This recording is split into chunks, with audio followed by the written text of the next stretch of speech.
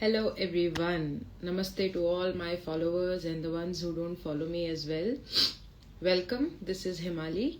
I talk about Vedic astrology a lot, but at the same time I do get different musings. So my muse turns out to be nature, healing, and a lot of things. And I do end up talking about healing a lot because astrology is very much about inner transformation, which is sort of incomplete without healing. So yeah, I do talk about generational healing, which is also a part of astrology. And my favorite line is that what's light without darkness? As you all know, there's something called as shadow work in psychology. So my channel is pretty much related to all these things. So I am doing this live after a long time, but today the live has to be special because I have a guest, and I want to welcome you all, Yale. So she is a pretty popular astrologer, Western astrologer herself. She learned astrology from Deborah Silverman, who happens to be one of the finest astrologers of our times. And there are so many Western astrologers that I have. I found Yale on Tiny Buddha, actually, surprisingly, wherein I read one of her posts about healing. As I told you that I'm very interested in healing, and as soon as I got to know that she is an astrologer herself and the way she has approached to healing is through planets, well, this is what Vedic astrology has also been talking about, right? So I got very intrigued and I started following her. I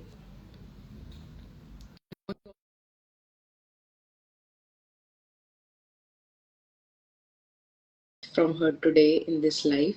So yeah, I sent you a request, Yale.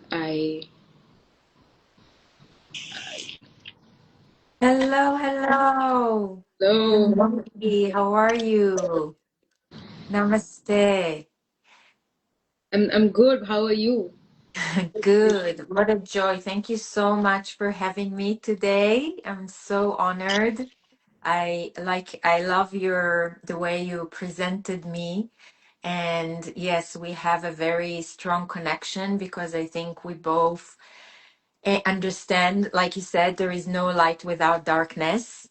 And that the expectation that many people have today to have this like blissful positive lives, that it just creates more suffering, Exactly. right? That there is no embracement of the hardship of the life that we all have of being human, right? So I think no matter what type of spirituality or astrology we practice, this basic understanding is something that we have in common, and I really appreciate you for that. Thank you for writing these beautiful blogs because in times of darkness, I always go back to, it's my favorite platform, Tiny Buddha. And Awesome. you've mentioned one of this practice that helped you come out of pain. Would you like to talk about it? If because Yeah, sure. many people who Sure. approach astrology are going through times uh, that is dark, it's quite heavy, and they often gravitate to predictions.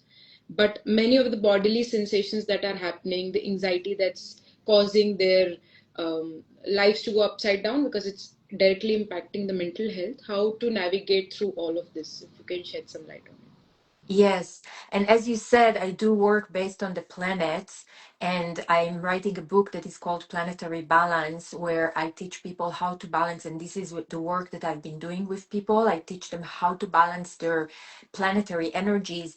And the energy that you talk about is the moon and Pluto as well. But the moon energy, where our tendency is to run away from our emotions, from negative, we call negative emotions, right? Because we seek to be in bliss, right? Like we want to feel gratitude and we want to feel happy and we want to feel that we have the courage, and whenever we feel anger or hatred or fear or pain, our natural tendency is to push them away, right? But that's counterproductive, because what happens is that these emotions, they never go away.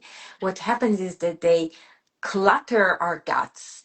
We repress them. We say repress, right? Because they stay in our body, they get stuck in our body, they create sickness if we don't tend to them. And the practice I mentioned in the blog that you love is Tonglen, and this is a practice that Pema Chodron, who is an amazing author and Buddhist teacher. If you don't know her, the audience, you really should. I think she's one of the most brilliant teachers in our life, in our time, and she taught me that in her book, and it's all about reversing the way we deal with pain, right? So instead of like inhaling positivity and exhaling, like getting rid of the pain, we actually inhale the pain, the fear, the frustration, and we exhale remedy, medicine, to all the people who deal with the same feeling, with the same experience. And that is so soothing to the nervous system.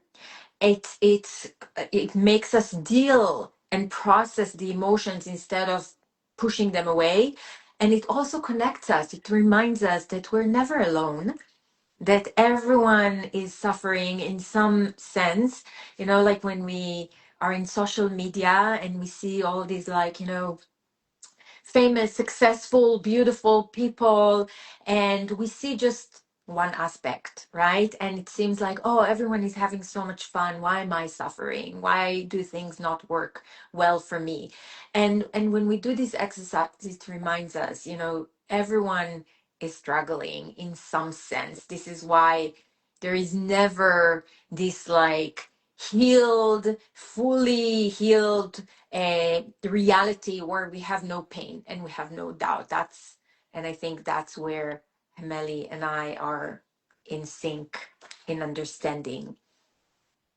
Absolutely. I'm so glad to have come across you through this blog, and then now we're in this live, and we've always connected. I've really connected to all the posts also that you've been talking about each zodiac. Like I really relate to the Taurus things that you have spoken about, and would you think that it would also make a difference now at this current point of time that we're transitioning from 2025 to 2026 to talk about Pisces? And So from I don't know how it is in the Vedic astrology, but from my Western perspective, 2026 is a big year. It's a huge year of transition, and we are moving. So basically, if we look at the last 14, 16 years, right? Or we had, Pluto was in Capricorn from February 2008 to November 2024. So Pluto, we know, already shifted to Aquarius, but in the last 16 years, it was in Capricorn. Neptune has been in Pisces from April 2011, and it will move in January 26, 2026. So in the end of January, Neptune moves after 14 years in Pisces, it mm, moves to Aries. Then Uranus, that has been in Taurus from 2018, will shift to Gemini in April 25, 2026. And Saturn, that is in a sign about 2.5, 3 years. It's like the more fast moving out of all of them. So Saturn was in Pisces from March 2023, and in February 15th, 2026, it will move to Aries. So what is happening, like if we look at the big picture, we're shifting from earth and water signs to fire and air signs. mm, So earth and water, it's more grounded, right? It's slower pace. It's it's very emotional, right? But also very spiritual. Pisces is the last sign of the zodiac. It's very soulful, and it's a lot about, our faith. What do we believe in? What is possible for us? It's our soul being, right? And then both Saturn and Neptune are moving into Aries, the first sign of the zodiac, right? And then Uranus again from Taurus, that is very stable. Like Uranus in Taurus was not comfortable. Uranus is the planet of changes, of Yes. chaos. It wants to kind of, bring the future. Taurus is the sign of the past. It's the sign of being old school, of maintaining stability. So Uranus in Taurus didn't feel very comfortable. Saturn in Pisces didn't feel very comfortable. Saturn is structure, right? It's like authority. Pisces wants to daydream. Pisces wants to connect with spiritual concepts. So these planets were not very comfortable. Neptune, however, was at his home, right? It was in Pisces. Now we're shifting to this Aries Gemini energy that is fast, and we see AI is coming in full speed, Yes. changing the world. We know that the world is going to be completely different, like we see today with social media and the internet, that I grew up without internet, right? And we see the change that is happening. This is going to be so much more accelerated, right? Like Aries and Gemini. Aries is the initiator. It's like the Fool card in the tarot, right? It's like we came out of winter, we shed everything we no longer need, and now we come into spring, into Aries. We initiate a new journey into the unknown. We don't know where we are going. That's the truth. In Aries, we know what we want. We initiate the journey. We know that what was is no longer serving us well, right? And we want something new. We want to open and renew and start a new page. And I think this conversation that you brought up, it's so important when we set up the intentions for 2026 to have to dream big, right? To aim. It's very important that we know, that we are the captain of our ships. If we are the fool and we embark on a journey, where do you want to go? Where do you want to go? You need to know. You need to know where you aim to go. But it's important that your aim is realistic. If you expect yourself to be in a place where life will be a constant bliss and you will sing with the birds every day and you wouldn't feel any pain or sorrow, or that means resisting life. And when you resist life, when you resist your own nature, you only suffer more. And this is what I see. People come to me and they're exhausted. They're so exhausted because they have been trying to do this work of only thinking positively and only feeling positively and only wanting things that are spiritual, and they're not true to themselves. And it's so exhausting to continue to, and the fact is that when you're not aligned with who you are, what you really feel, you actually vibrate a sound that is not aligned with who you came here to be, and attracts the wrong people and the wrong circumstances into your life. So Aries is the sign of honesty. Be real, be honest, who you are, what you feel, what you truly think. Sometimes it's not pleasant, and Yes. that's okay. That's okay. And then Gemini, Uranus in Gemini will really have a blast. Uranus feels so much better in Gemini than in Taurus, but it will bring here the future. We'll have this speedy, futuristic type of communication. Hello, AI, right? We all see that. We all see that it's coming, but we will have the ability to use our mind. Uranus is the higher mind. Uranus is the brilliant mind, the futuristic mind, right? In Gemini, the sign that is ruled by Mercury, the lower mind, the mind that thinks, the daily mind, right? It's not bad, right? It's just like it's the mundane daily thoughts. It's learning, it's studying. So we will have the ability to tap into brilliancy in our thoughts, in our mind, in our teachings, in what we do. So these two create this energy that allows us to change, allows us to start anew, to create the life that we want to live, but not by repressing ourselves, by being real and honest and true to who we are.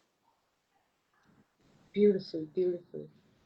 When you talked about the Tonglen practice, how you overcome trauma, when I read that post, it gave me, like bouts of pictures about Pisces sign, the symbol, the yin and yang.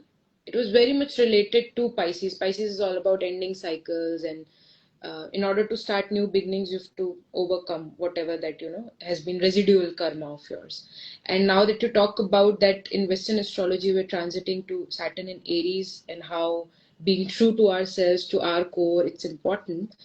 It raises one question: what can one do astrologically to gain more confidence um, in themselves, and which planet you associate it with as per you?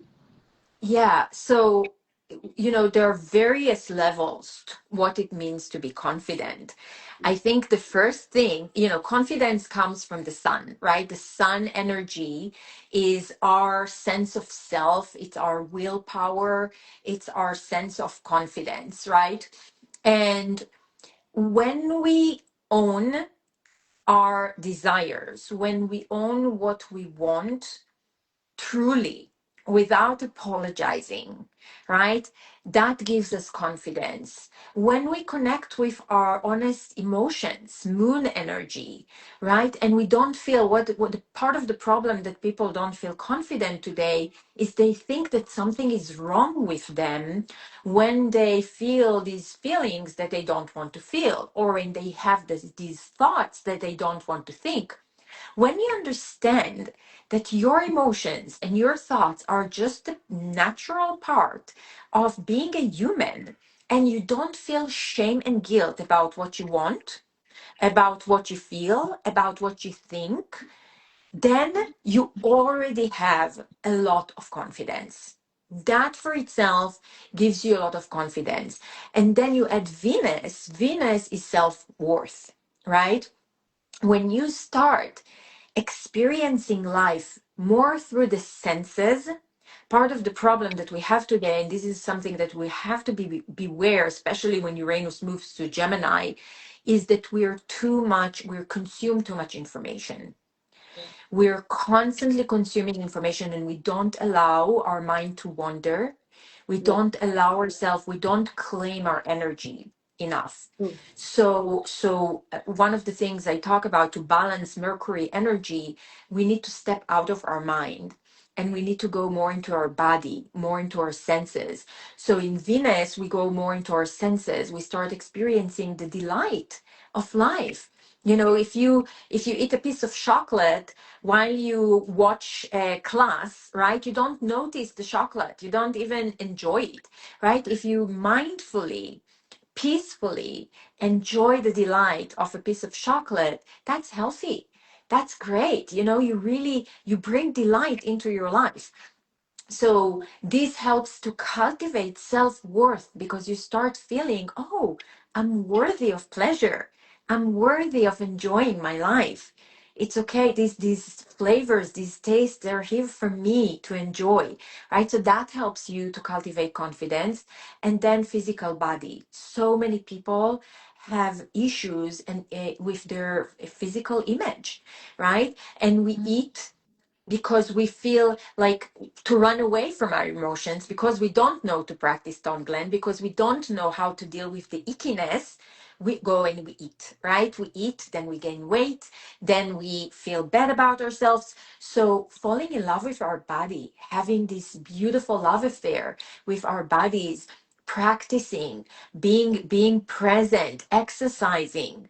Our body is so important. So the more we go into our body, the more we go into our senses, then we step out of our mind and we claim our energy back, and then we gain this confidence. So this is like the balancing of the 5 inner planets that really helps to gain confidence. Again, beautiful insight about how sun, if we keep sun in mind, then there comes vitality, confidence, and if we want both of these, then not just physical health, but also a great amount of mental health also needs to be taken care of, because the digitization, everything that has become digital, it has disconnected us from our body. Um, Yes. So, for our viewers and for our followers, what are some of the tips that you would like to give for Saturn transiting into Aries, but also if something you can provide on some insights you can provide on what they can do to ensure the best out of the remaining few months of Saturn in Pisces? I would say just the last 2 months are remaining now. So, Yeah, yeah. So Saturn, as we said, is our discipline. It's our dedication, right? It's our structures, life structures. How are we supported? I like, for example, one of the things that I like to do is before the year starts is to organize all my papers. I am not very organized. I don't like, to deal with my finances and my insurances and all these things, and I have piles of mail and stuff that accumulates, and before the end of the year I clear my desk, I clear my drawers. And you know what, I found it was so weird funny. I had this like letter from the bank that they wanted me like $10, and I was like, what do you want from me? And I don't owe you this $10. And through this conversation I found out that I had $5,000 in this bank that I didn't know. So yesterday I got a check for $5,000 that came to me because I organized my desk, right? Because I did this work. So Saturn is all about practicality, right? So in Pisces, we want to let go of the clutter that we don't want, right? Like shed the bare trees in the winter, right? Like they stand bare, like everything we don't need, clutter, organization. I made a box with all the things I no longer need. This is cleansing, right? Like cleaning my practical space. And then when we move to Aries, we start anew. And then we start seeing how can I initiate the structures that will support me well? What structures do I need in my life to support me on my journey? Because we can never do this alone. And then where do I need to be more disciplined? Where do I need to be more dedicated? We all have issues with, staying with our exercise, right? Like Aries is very physical. We would yeah, want to be physical. We yeah. would want to take care of our bodies. Okay, but how do we find, and yesterday I listened to a podcast that I really love by Peter Attia, and the guy who talked, I think his name is James Clear, I hope I'm right, something about atomic habits.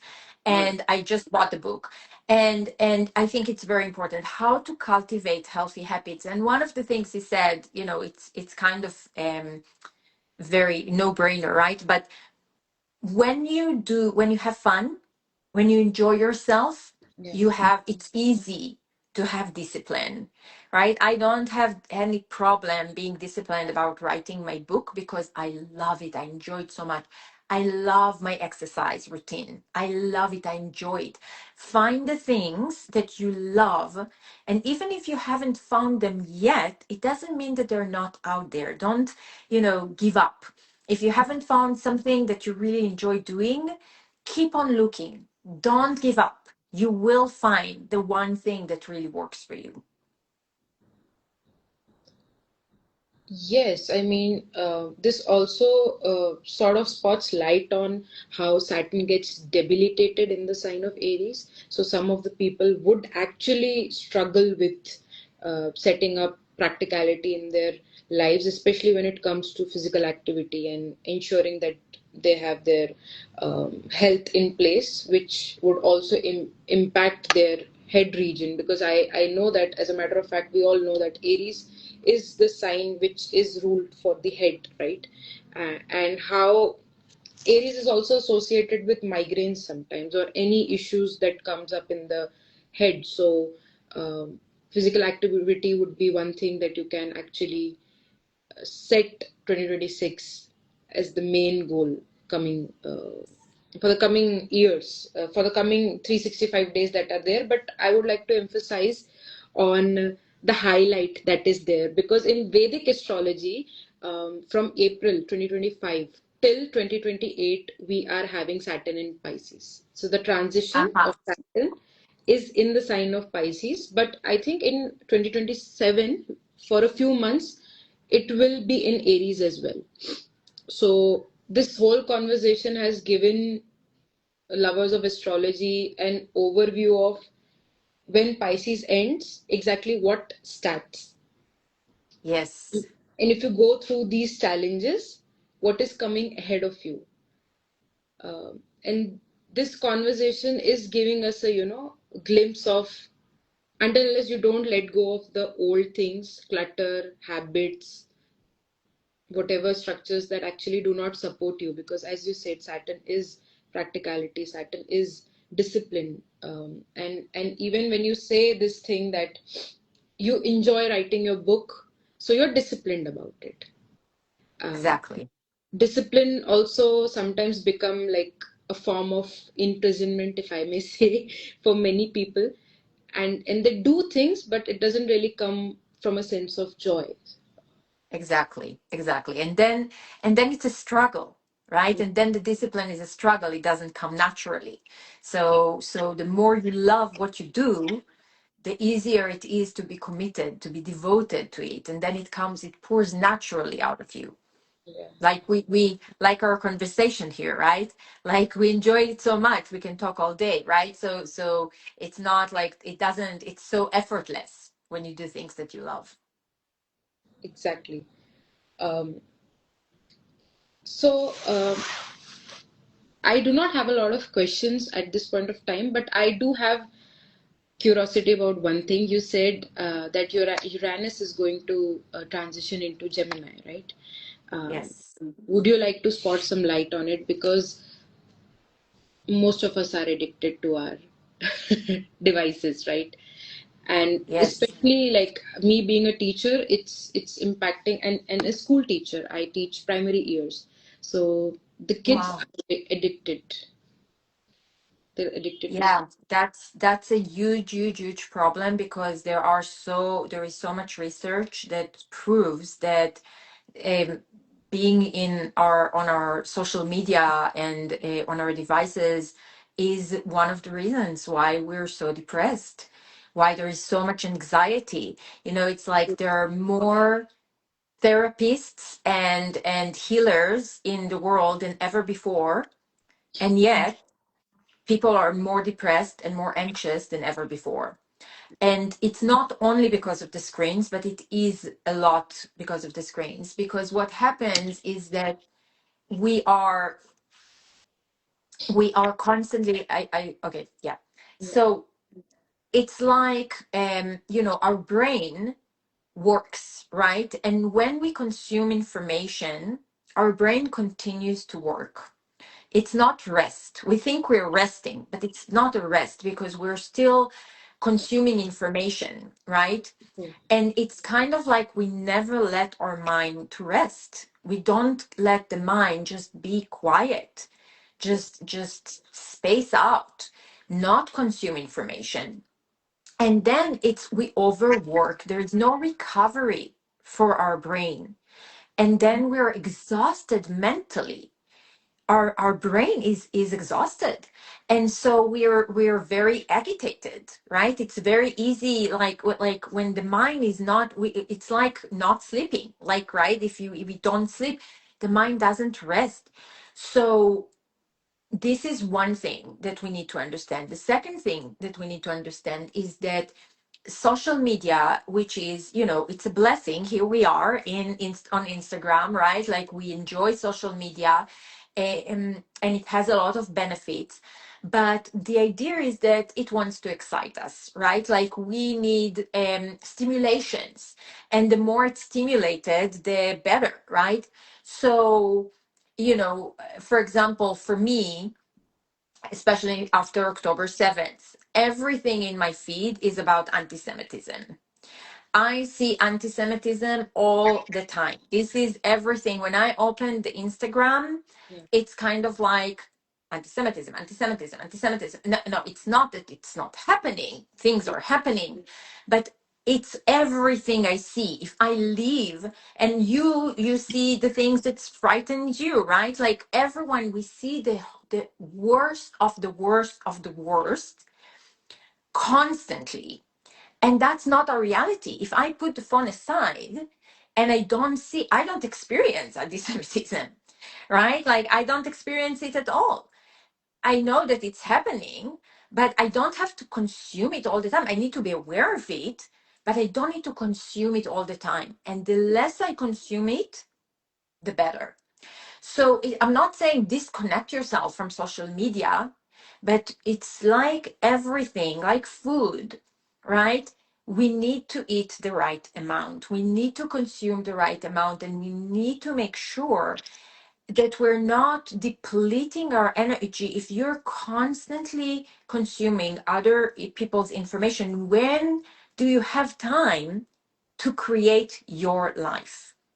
You need the energy to start creating the life you want. If you're constantly on the phone just consuming, you see all these people living the life you want to live, and you're left with no time to consume, to build the life that was meant for you, your success story.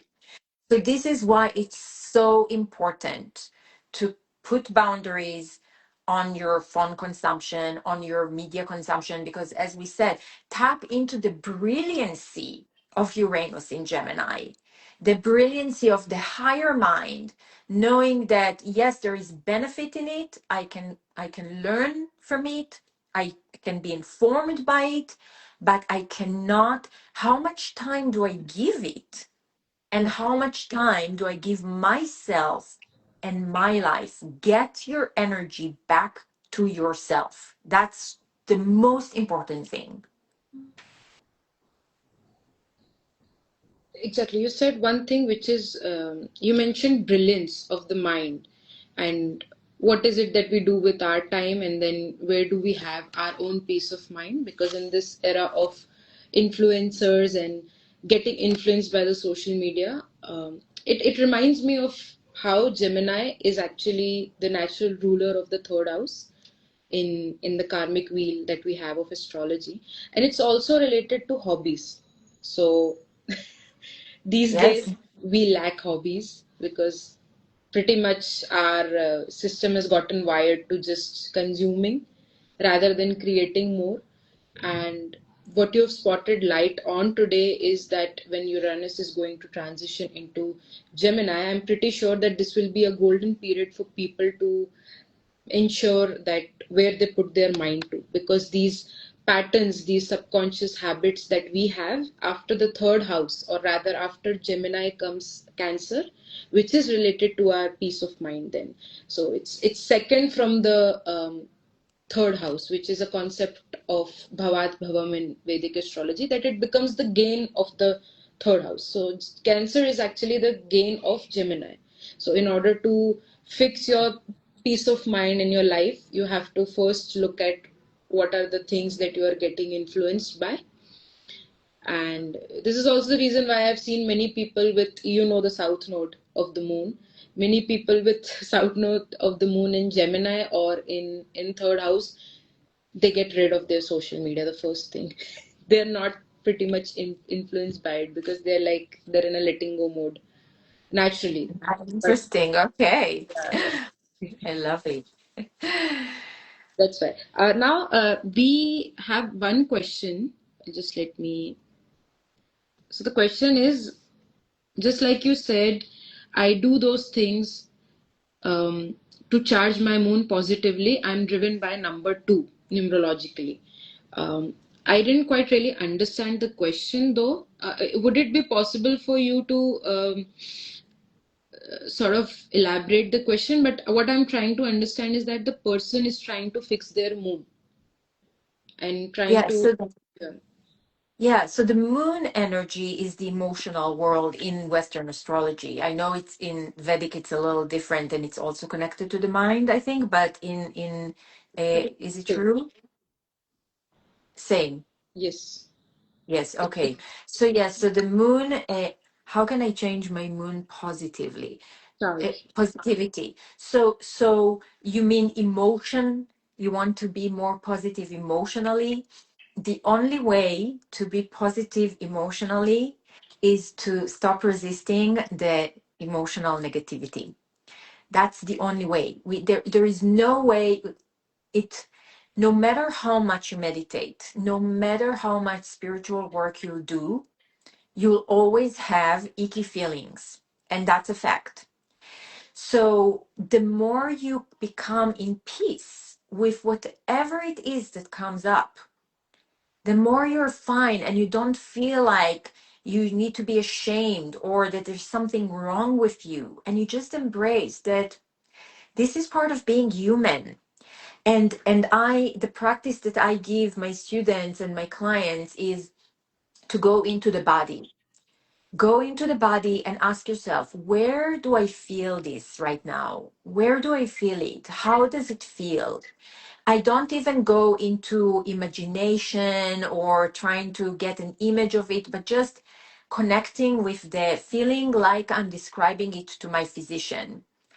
Where do I feel the discomfort, the pain? How strong it is? Is it sharp? Is it dull? Does it have a temperature? I really go in and I feel the feeling. I feel the pain. I allow myself to be with it, and then it does no longer manage me. It Yeah. doesn't have power over me. It doesn't burden me because I'm not in constant struggle trying to keep it at bay.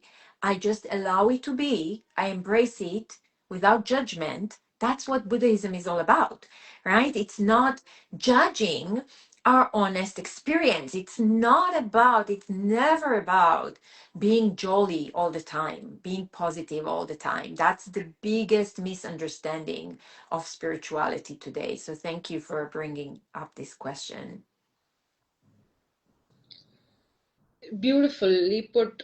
Like for example, Cancer is water sign. I'm sure it is the same in Yes. Western and Vedic. It's the same pretty much, and then it's related to peace of mind. But then its ruler is Moon, and when the Moon is constantly changing, although it is the same, but it is the light of the sun that gets casted upon it, and then it gives us a vision that sometimes it's a half, it's waning, waxing, and all of that is happening, which impacts our mind. This is the only thing that is mentioned in Vedic astrology for moon. Mhm. But pretty much it is the same that you are a vessel. You get, we have, I think, about right 70% of water in our body, if I'm not wrong. And moon is ensuring that the tides, the ocean bodies, the water bodies on Earth have fluctuations in movement uh, because of it. So the same is happening to us, but the same thing is getting reflected in our mental state, in our emotional world. And when that is happening, it's especially people who are going through the major periods of moon, which we call moon mahadasha in Vedic astrology. So it's like a 10 long year period wherein you are influenced by your moon only.